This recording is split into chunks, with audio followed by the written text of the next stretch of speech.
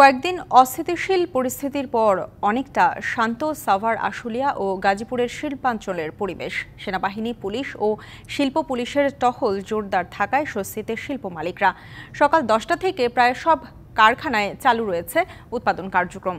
সাভার ও আশুলিয়ার শিল্পাঞ্চলে নিজ উদ্যোগে অতিরিক্ত নিরাপত্তা ব্যবস্থা নিয়েছেন কারখানা মালিকরা। কারখানাগুলোর সামনে বাড়ানো হয়েছে নিরাপত্তা কর্মী। শিল্পাঞ্চলের পরিবেশ স্বাভাবিক রাখতে সোমবার থেকে শিল্প পুলিশের পাশাপাশি সেনাবাহিনী ও পুলিশ সদস্যদের সমন্বয়ে যৌথ অভিযান ও টহল অব্যাহত রয়েছে।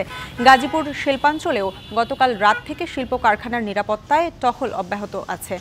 নিরাপত্তার জোরদার হওয়ায় স্বাভাবিক অবস্থায় ফিরেছে কারখানাগুলো। শিল্প মালিকদের প্রত্যাশা, টহল অব্যাহত থাকলে দ্রুতই স্বাভাবিক হবে পরিস্থিতি।